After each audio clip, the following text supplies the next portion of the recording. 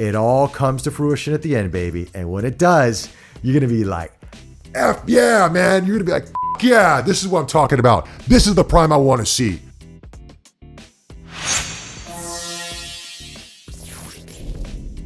What's up, guys? This is going to be my review of Transformers Rise of the Beast. This is going to be a non-spoiler and spoiler review. Now, what do I mean by that? Very simple. The first portion of this video will be non-spoiler. I will let you guys know in ample time when we're going to get into spoiler territory. So at that time, you can turn off the video or watch something else, or you can continue to watch. It's up to you. So I did want to let you guys know that, but this first portion will be non-spoiler. Also, full disclosure, I was the host of the world premiere here in Singapore for Transformers Rise of the Beast. So I was doing the press conference, the red carpet, and the screening. So if you guys think I'm biased to this, that's up to you, but I'm giving you my non-biased opinion. All right, so let's get down to talking about this film. What do I think of it? It is one of the better Transformer movies we have seen out of the 7 made thus far. It's right up there with Bumblebee in my personal opinion. It's got the heart of Bumblebee, but yet it's got the action that we want to see out of a Transformer movie, but it's not convoluted action. It's not action that doesn't make sense. It's not over the top. It really fits into the ethos of the Transformers that if you grew up with this series like I did, I was a G1 baby. I grew up with that. G.I. Joe, He-Man, After School, Weekly. That was my jam. This movie brought a smile to my face. So when I walked out of the theater, I was smiling from ear to ear going, Stephen Caple Jr., he's a fan. You can totally tell by his direction of the film, and fans are going to love this film for what it brings. It's not a perfect film. There are some things that could be improved, like any movie out there, but there are way more positives than negatives. And I think a lot of you out there who are on the forums, who are, hearing tidbits or hearing rumors out there, or just hearing snippets of the film, but don't understand the context. Once you see the film in its entirety, it will make a lot more sense to you. And I think a lot of you out there are going to be like, that was fun. That was a really fun ride. And June is a packed month for movies. We've got Transformers. We've got Flash. Little Mermaid's already out. Oppenheimer's coming out. Mission Impossible. There's a ton of films coming out. I definitely think you're going to enjoy Transformers amongst the chaos of movies coming out in June. Okay, so let's get down to talking about this. The cast: Anthony Ramos plays Noah Diaz, who is was a private in the U.S. Army. That kind of ties in towards the end of the film, which we'll talk about later on. And he's out of the military at this time. He is trying to help his mom and his younger brother who has a medical condition. He's trying to help get a job, help contribute to the family. Having a rough go at it. Had a little bit of a tough time in the military, and his previous record is coming back to haunt him in a way. So he has to find a way to make money, so he tries to take the easy way out, and that's when we're introduced to Mirage. And this is played by Pete Davidson, or voiced by Pete Davidson. And you see some of the scenes in the trailer from when they first meet, and I'm going to tell you, this relationship sells the movie. Anthony Ramos plays Noah Diaz perfectly. He's a fantastic actor. This guy is talented as hell. I mean, he was in The Heights. He was in, he was in Hamilton. This guy's legit. He brings a certain persona to the Transformers universe we have not seen before, but in a way it feels very relatable and very grounded. And this guy's just going to knock it out of the park, and he does in this movie. All right. But his relationship with Mirage and Pete Davidson is friggin' amazing. It's right up there with Haley Steinfeld and Bumblebee. It's right up there with them. There's heart to it. There's humor to it. And Pete Davidson, look, I don't know much about Pete Davidson, to be honest with you. I mean, I obviously know he's a comedian, but I know more of who he hooks up with more than I know of his work. And as Mirage and how he voiced this character and the personality that he brought to the table, honestly, it's one of the better performances we have seen in Transformers. We're not getting into Peter Cullen territory, okay? He's the god. He is the GOAT. But in terms of the human and Transformer interaction, Mirage is up there with some of the best. It's fantastic. And I think a lot of you out there, when you watch this film, you're going to laugh. You're going to get some tears in your eye. You're going to smile. I mean, not all the jokes work, okay? But it's not corny like it was in the Bayverse. We're not going to see vending machines turn into Transformers talking shit. It ain't that kind of movie. And he brings it. It's really, really cool to see. Plus, he's a Porsche, so it works out. RS3, awesome car. Very rare car too. All right. But then they kind of go on to this journey. Then they meet the other Autobots coming into play. But this is we're at a point in the Transformers lore where the Autobots don't necessarily interact with humans. Now, Bumblebee did, of course, but Prime has not, and the others have not. So there's a little bit of mistrust happening into this play, which is nice and it's interesting because The humans don't necessarily trust the Transformers and vice versa. And Prime is a very kind of different Prime than what we're used to seeing. Prime is still the leader. He's still, I'm Optimus Prime and all that kind of stuff. But there's a bit of cynicism in his personality. He's not trusting the humans. He doesn't know if he can trust them.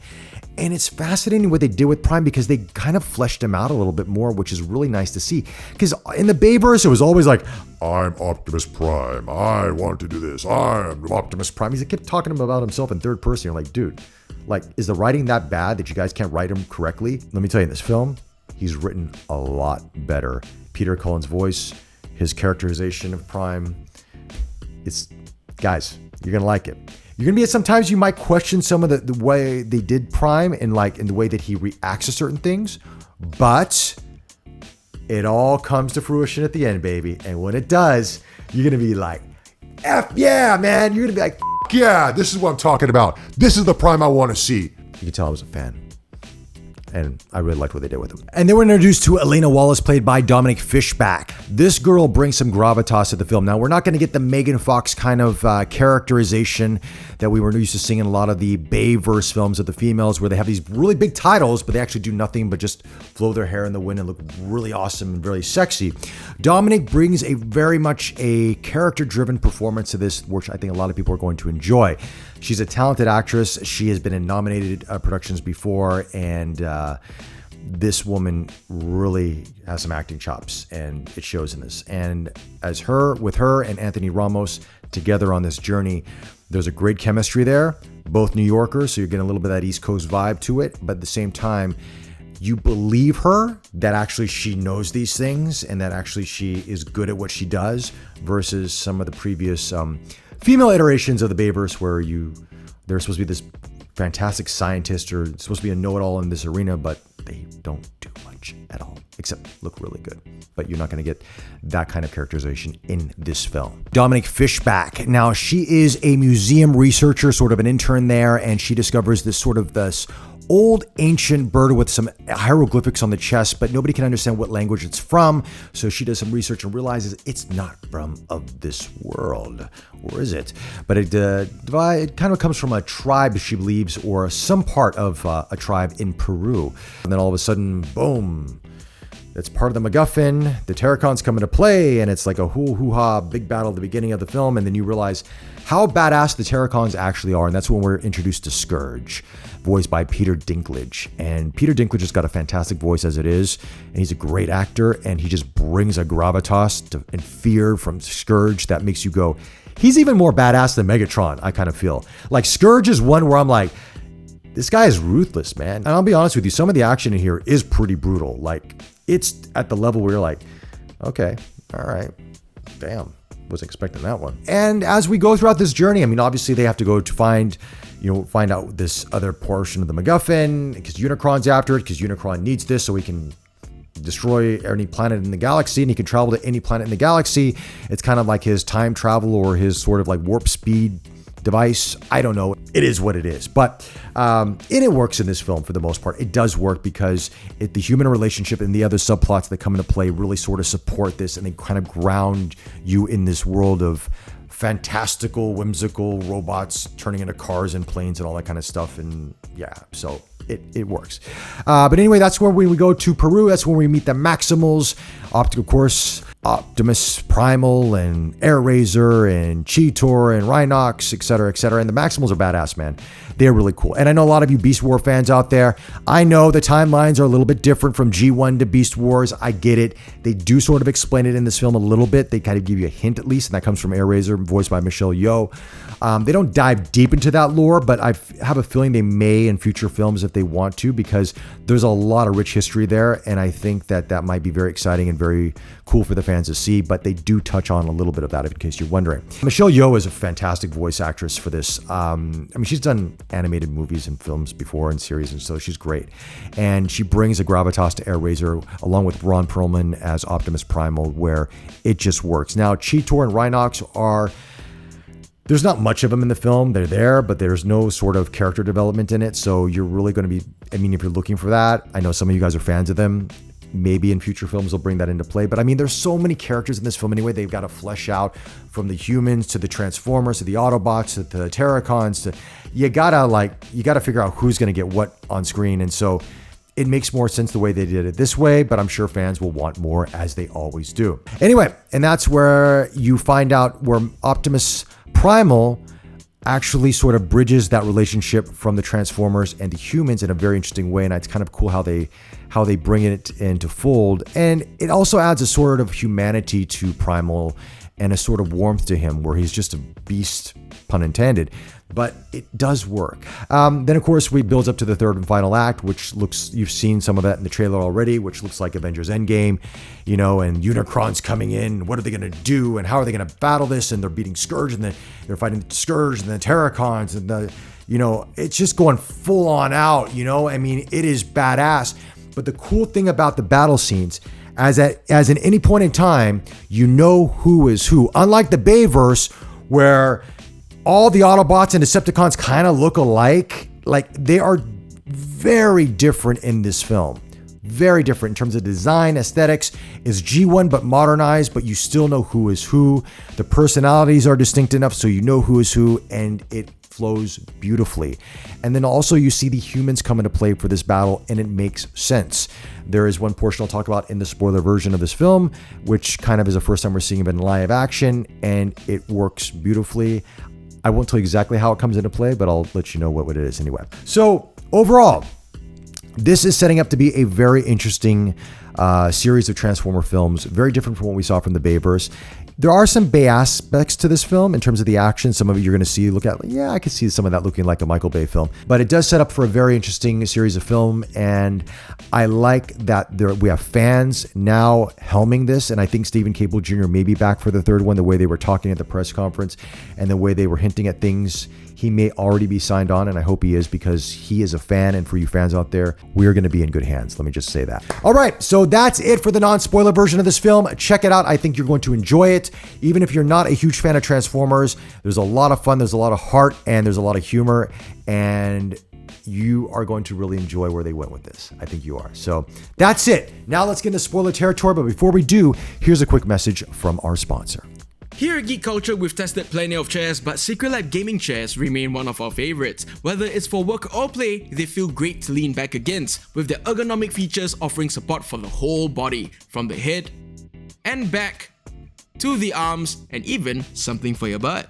This mix of form and function helps the Titan Evo 2022 deliver the best seating experience like no other. For more information, check out secretlab.co. All right, guys, so let's talk spoilers. As many of you have already heard, the ending of this film involves the introduction to G.I. Joe. How does this come into play? Does it make any sense? Is it really cheesy or corny? And to answer the latter, no, it's not cheesy or corny. It's actually kind of cool how they did it. You do not see any of the G.I. Joe team involved in this. All you see is a business card with the G.I. Joe logo on it. And it's brought in by a gentleman who is interviewing Noah Diaz for a job at the very end of this film, because he still needs to get work. He's not going to get paid for saving the world because he's with the Transformers, right?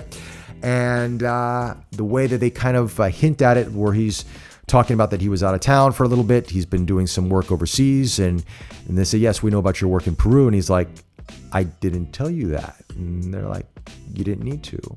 And then they start kind of unveiling other things about Noah Diaz that he's never told people, and then you find out that they've actually been watching him, and the fact that he has very, very influential friends now, they're interested to work with him. And that's where we get introduced to the G.I. Joe aspect, where they give him a business card and say, let us know what you think, and we'd love to have you on board. And then these doors in this sort of warehouse open up, and you see these futuristic kind of modern planes and different military grade equipment. You're like, oh, okay. Welcome to the world of G.I. Joe. And that's where the movie cuts off at that point in time. So it's done very tastefully. And I don't know if it's going to tie into Snake Eyes. I didn't ask that question because Snake Eyes obviously didn't do that well at the box office, unfortunately. And I don't know if it's going to tie into the other G.I. Joe films or if it's going to be a fresh reboot. They did not tell us that, but they did say that the next film will be definitely having G.I. Joe in it. So yeah, this will be very, very cool. And it was... you heard the gasps in the audience when it happens. Like, everyone's like, what? Like, whoa. And a lot of it is actually very positive in the sense where fans are in the audience going, whoa, that is cool, because it's done tastefully. Also, another little bit of a spoiler is this is the first time we're seeing the exosuit come into play in live action for a Transformers film, and how they bring it into play is really awesome. This portion I do not want to give away because it's kind of heartwarming, and yeah, it was kind of touching how it came up, and it was cool. And yeah, Anthony Ramos sold that one 100%. I'll just say it involves a little bit of Mirage. So with that, guys, those are it for spoilers. And if you like this Transformer review, let us know in the comment section below any questions you have. I'll try to answer those for you. And if you like this video, check out more of our reviews right here.